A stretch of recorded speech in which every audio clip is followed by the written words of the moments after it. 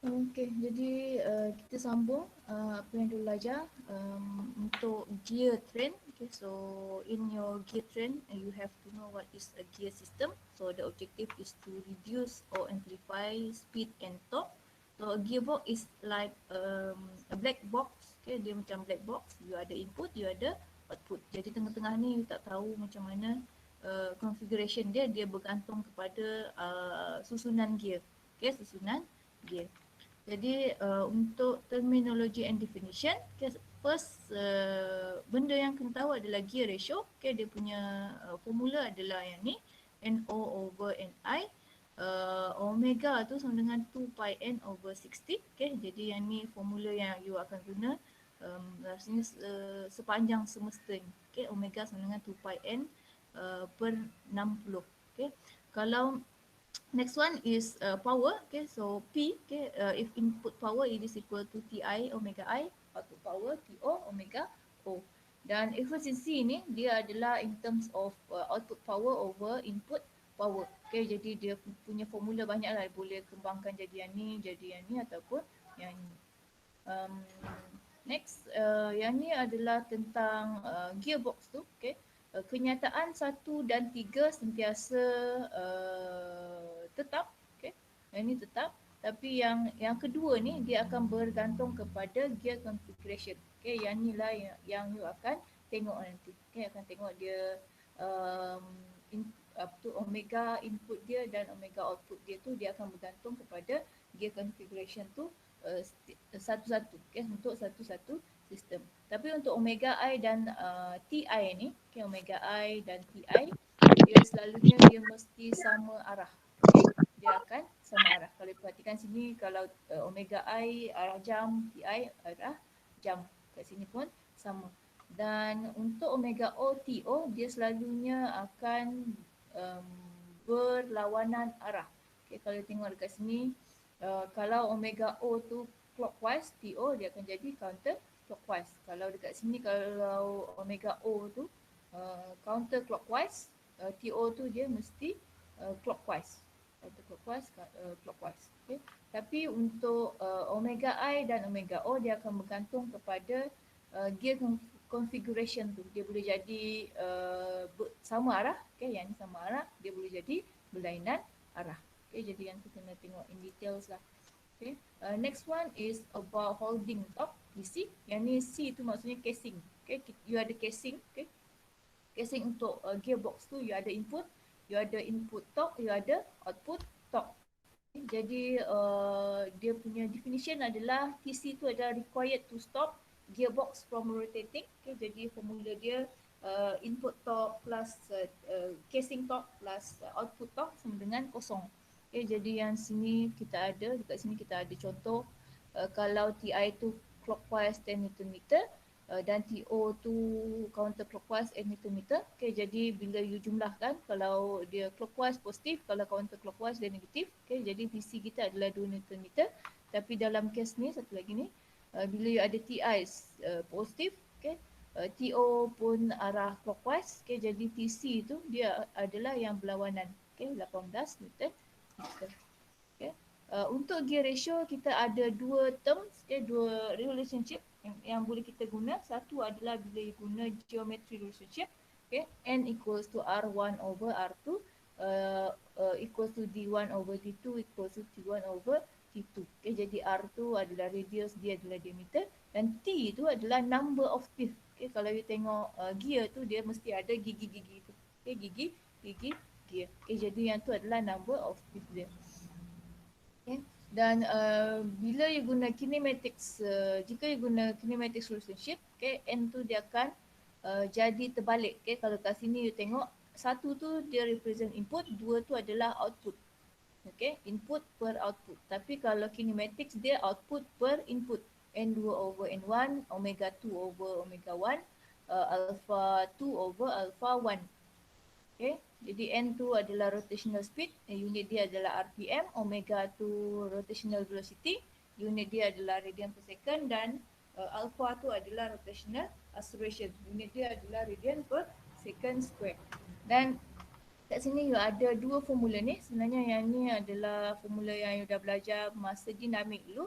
V sama dengan omega R. Unit dia adalah meter per second. V ni adalah linear velocity.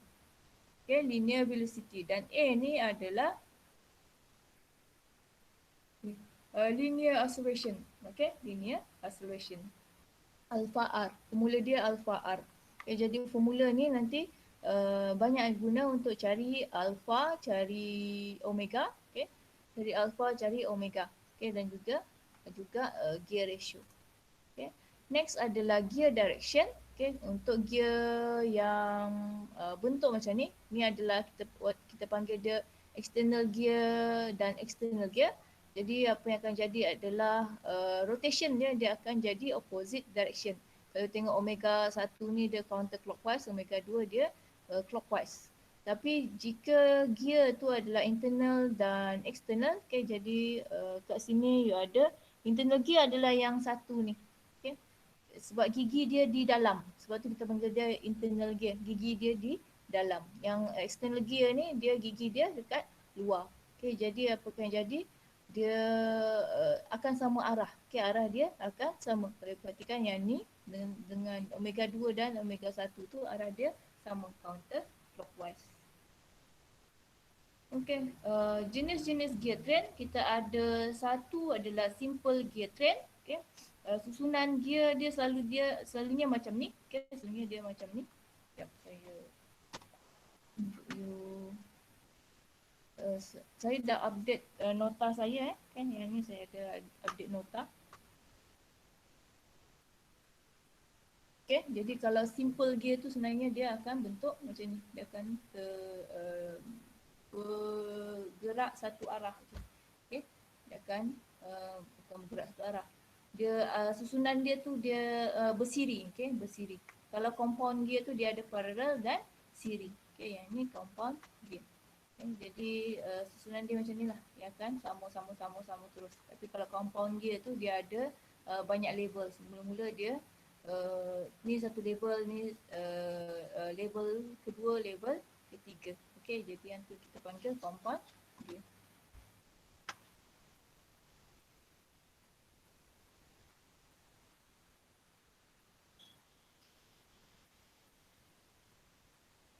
Okay, jadi untuk pengiraan gear ratio dia, kalau macam ni dia simple.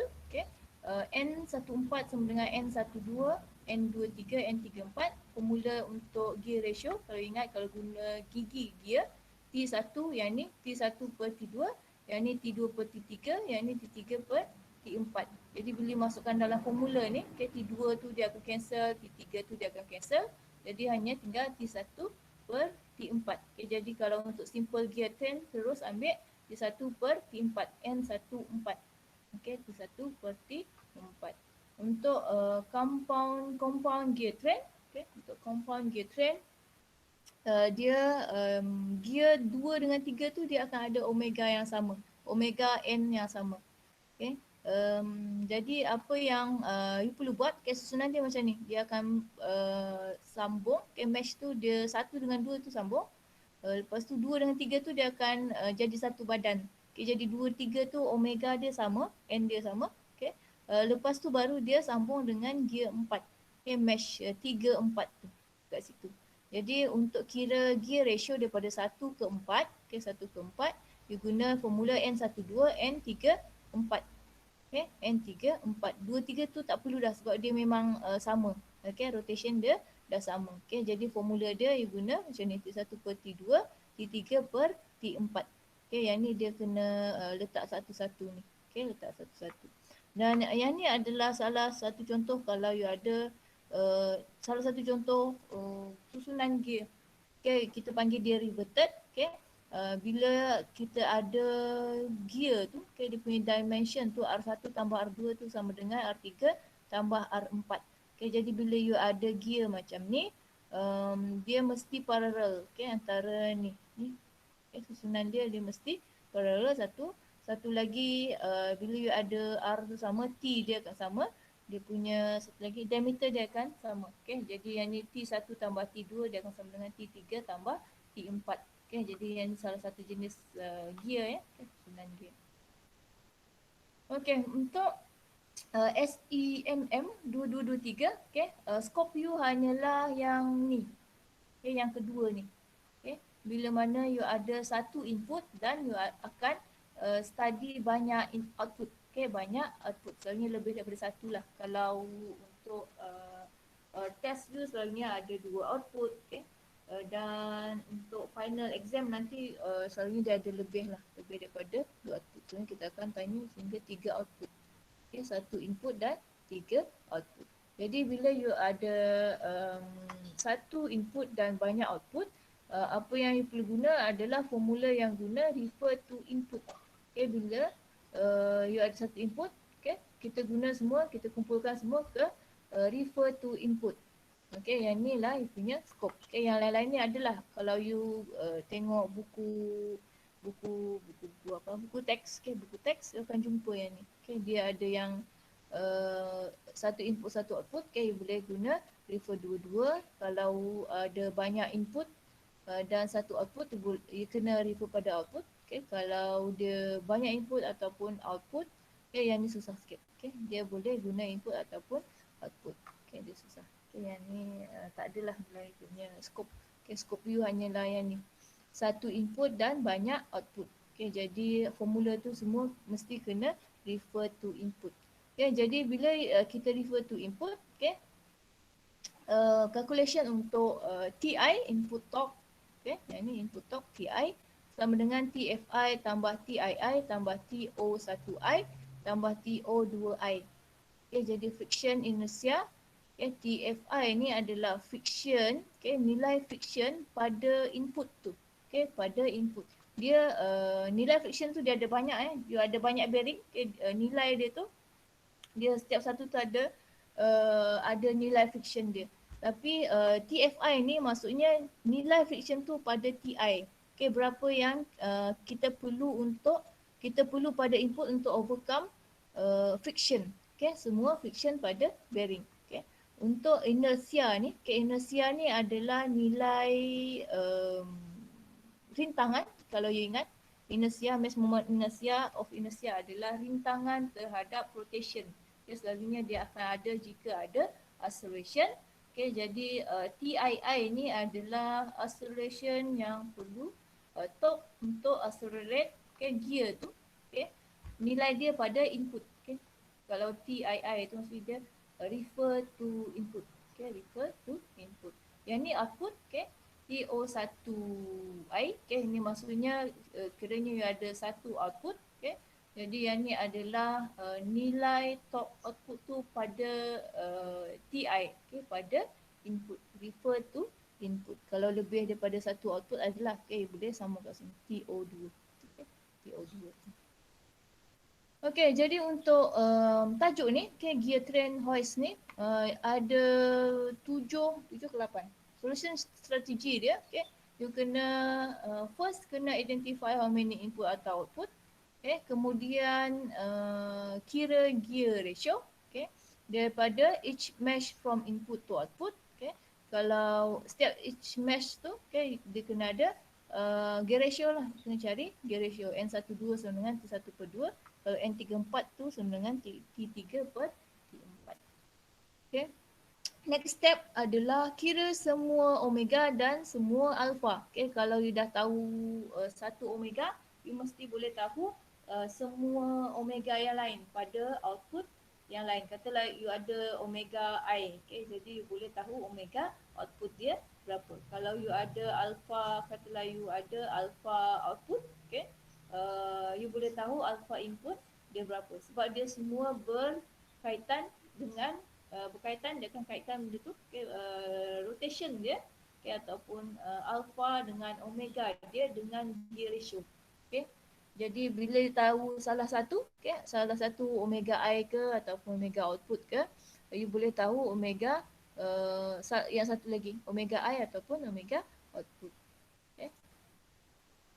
Next one adalah input torque TI. Okay, dia ada tiga kemungkinan. Okay, tiga kemungkinan. Sama ada ditanya, okay, yang ni kena carilah, okay, ataupun diberi. Kadang-kadang dia diberi dalam bentuk power. Okay. PI. Okay, jadi guna formula PI sama dengan TI omega I. Okay, jadi boleh cari dia punya TI. Ataupun terus diberi. Okay, TI tu terus diberi. Friction torque. Okay, next one is friction torque TFI. Okay, yang ni definition dia adalah friction bearing on shaft from input to output. Okay, dia daripada input ke output. Yang ni contoh dalam page 131. Okay, sekejap. Kita tengok page 131, 137. Yang ni dekat sini. Okay, kalau you tengok dekat sini you ada bearing A, bearing B, okay, bearing C, bearing D. Okay, dia kena ambil, kalau dia pada input terus ambil, yang ni A, okay, yang ni A. Lepas tu kalau pada B ni dia lalu mesh 15 tu, okay, jadi kena darabkan dengan N15 dan efisiensi 15. Okay, efisiensi 15. Okay, kemudian kalau C ni dia lalu mesh 12 tu, jadi kena darabkan dengan N12 dan efisiensi 12. Kalau D ni dia lalu 2 kali. Okay, dia lalu 2 kali. Jadi kena darabkan dengan N12, N34 bahagi dengan eta efisiensi 12 dan efisiensi 34. Okay, jadi kalau tengok dekat sini, mana tu nombor 5. Okay, yang ni akan ada ni. Okay, A, lepas tu tambah B, yang ni dia lalu mesh 15, C tu dia lalu mesh 12, D tu dia lalu mesh 12 dan 34.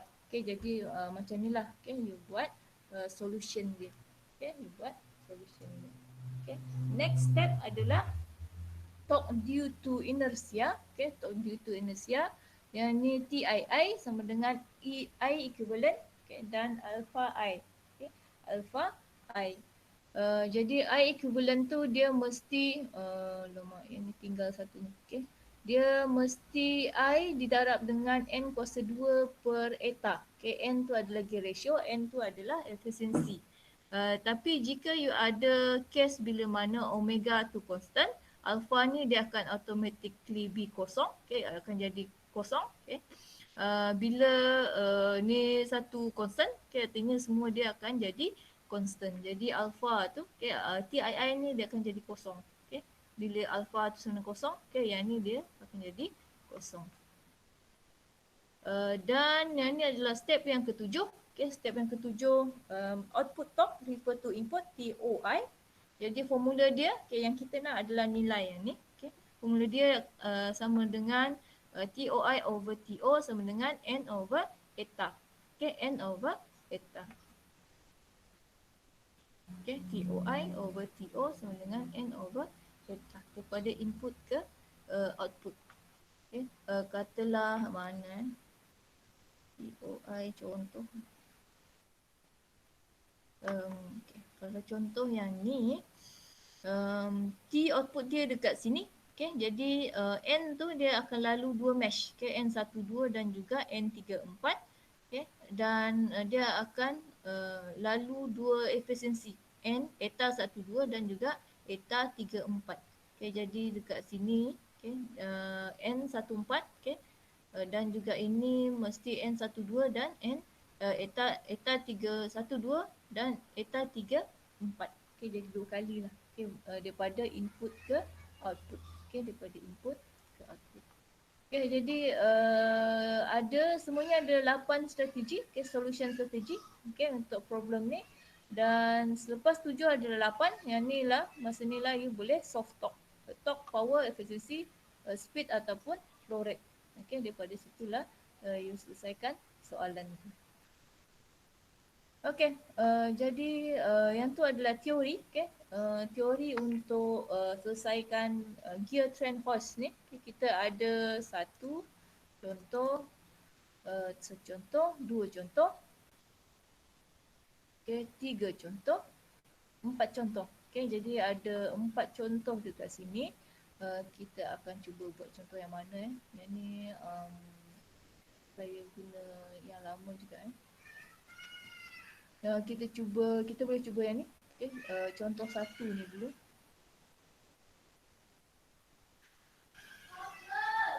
Okay, contoh satu lah. Okay, kita cuba dulu contoh satu.